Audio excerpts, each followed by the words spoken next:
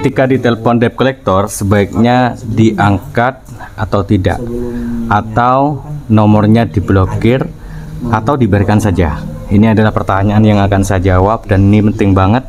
Kalian harus dengarkan ini sampai selesai supaya kalian gak banyak tanya lagi dan bisa menyelesaikan hutangnya secara mandiri, baik dengan strategi yang sudah saya pernah jelaskan ketika kamu harus gagal bayar atau kamu harus segera melunasinya dengan berbagai macam alasan. Nah, ini adalah penting untuk saya jelaskan kepada teman-teman. Namun sebelum itu, seperti biasa, perkenalkan, saya Mas Fai, pengisi channel Ilmu Official. Dan buat kalian yang baru nongol nih atau baru muncul di channel Ilmu, silahkan kalian subscribe, like, dan kasih komentar, sharing apa problem yang ada. Nanti kalau ada waktu kita bahas di konten ya. Atau kalian butuh banyak teman untuk curhat, silahkan kalian bisa masuk ke grup kami. Dan seperti biasa, saya ingin memulai dengan salam. Assalamualaikum warahmatullahi wabarakatuh. Seperti biasa, slogan saya adalah selalu mendoakan kerjamu dan kerjakan doamu. Baik, begini. Pertama, untuk menjawab sebaiknya diblokir atau tidak, itu aja dulu. Nah, ini saya sudah bikin catatan penting ya. Nah, sebaiknya jika memang harus kamu blokir, alasannya harus ini. Yang pertama ya, alasan yang pasti adalah kalau kamu ingin blokir, alasan yang pertama, si debt collector itu nelpon sudah tidak karu-karuan waktunya. Artinya dia melakukan nelpon mengganggu terus-menerus, dan bahkan si penelpon ini seperti siluman, dia tidak ngasih tahu dari mana adanya, cuman langsung teriak-teriak marah-marah, dan kemudian caci maki misalnya, atau keluar bahasa-bahasa hewan. Sebaiknya itu diblokir. Itu yang pertama, alasan yang pertama.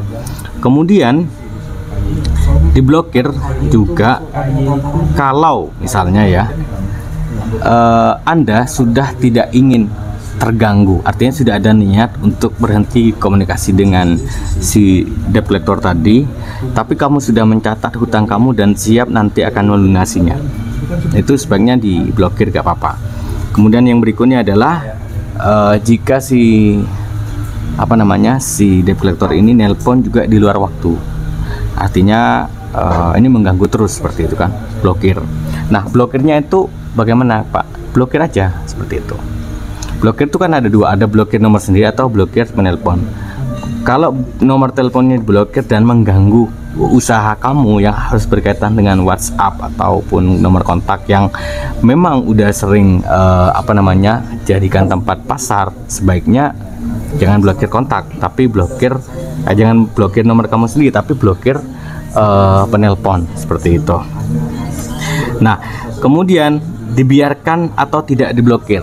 Nah, dibiarkan atau tidak blokir jika yang pertama, kamu memang ingin menyelesaikan hutang secara baik-baik dan dalam tempo yang sudah kamu rencanakan. Artinya kamu sudah tahu jumlah hutang yang mereka minta, dan kamu juga sudah pernah bertemu dengan debt collector dan dia juga sudah pernah mengenalkan diri, artinya sudah tahu. Dan mungkin juga alasan berikutnya adalah kamu ingin melakukan yang namanya negosiasi atau restruktur, seperti itu. Ngopi sebentar ya.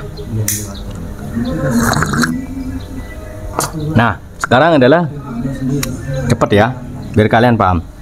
Nah, kemudian bagaimana dengan pertanyaan begini Pak? Apakah sebaiknya diangkat atau tidak? Nah, ini pertanyaan menarik kan ya. Diangkat jika kamu belum tahu pasti soal hutangnya. Artinya kamu hutang berapa, terus dari pinjol apa, kamu harus angkat. Itu alasan pertama. Jadi kamu nggak ngerti, saya ini hutangnya berapa sih sebetulnya yang muncul. Angkat aja dengan baik-baik. Kamu tanya apa yang ingin kamu tanyakan, kemudian respon apa yang mereka sampaikan. Biasanya di awal-awal jatuh tempo ataupun saat kamu kondisi gagal bayar di saat itu. Kemudian yang kedua, kamu harus angkat telepon, harus.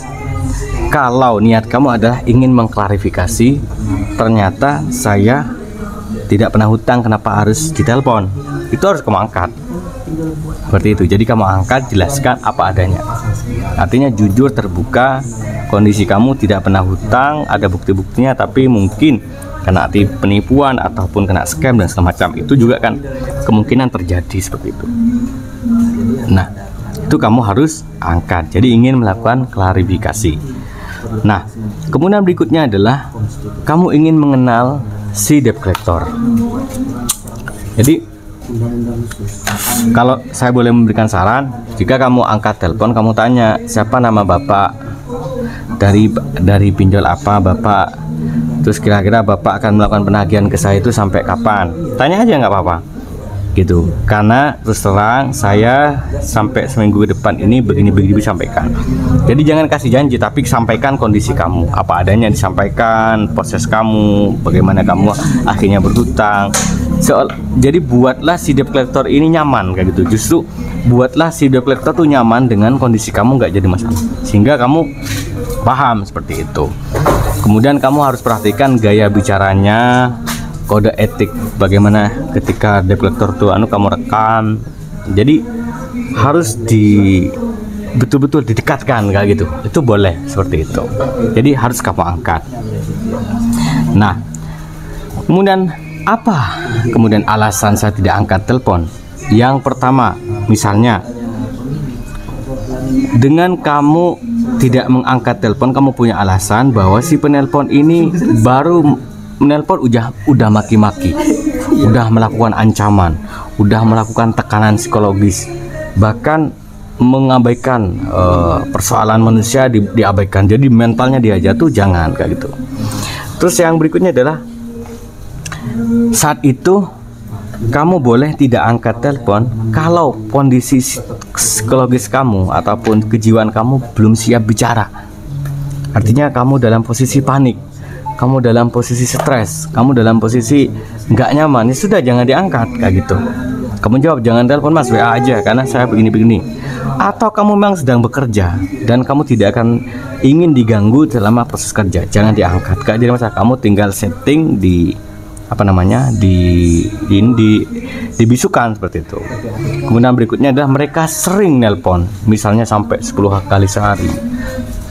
Nah, kalau telepon kamu udah tersadap IA yang nelpon terus menerus dan segala macam, mending sebaiknya, kesimpulan saya hari ini di video ini adalah ya sudah, kamu matikan aja telepon kamu. Semoga itu bermanfaat ya. Tips bijak dari saya terakhir adalah angkat sekali saja, kemudian catat nama perusahaannya, isi pembicaraannya. Kemudian yang berikutnya, kalau mereka kasar, kamu langsung bilang, saya akan menyelesaikan, tapi tolong bicara dengan sopan dan jangan ganggu saya saat saya ingin mencari uang. Kemudian kalau mereka kasar, laporkan, blokir, masukkan ke OJK seperti itu. Dan jangan pernah kamu melakukan pengiriman data pribadi seperti KTP, selfie, kartu keluarga, telepon dan semacam seperti itu. Dan catatan berikutnya adalah jangan terjebak dengan yang namanya joki. Ya, sekali lagi jangan terjebak dengan yang namanya joki pinjol. Mereka itu pasti melakukan penipuan, mereka itu pasti ilegal. Mereka itu legal, bukan legal perusahaannya, tapi legal mungkin kantornya atau notisnya, tapi dalam perusahaan kayak gini nggak ada, itu pasti ilegal ya. Konsultan Galbay itu pasti ilegal, nah, itu otomatis perusahaannya nggak ada. Perusahaan itu bergerak di bidang konsultan pinjol nggak ada ya. Yang ada adalah ya sudah konsultan, misalnya psikolog atau jasa hukum boleh, tapi kalau ngajak orang gagal bayar dengan begini-begini itu nggak ada ya. Itu saja, terima kasih, jangan terjebak dengan joki ya. Mudah-mudahan bermanfaat video saya. Jangan lupa share ya ke teman-temannya, kasihan mereka insya Allah membutuhkan video saya. Terima kasih. Assalamualaikum warahmatullahi wabarakatuh.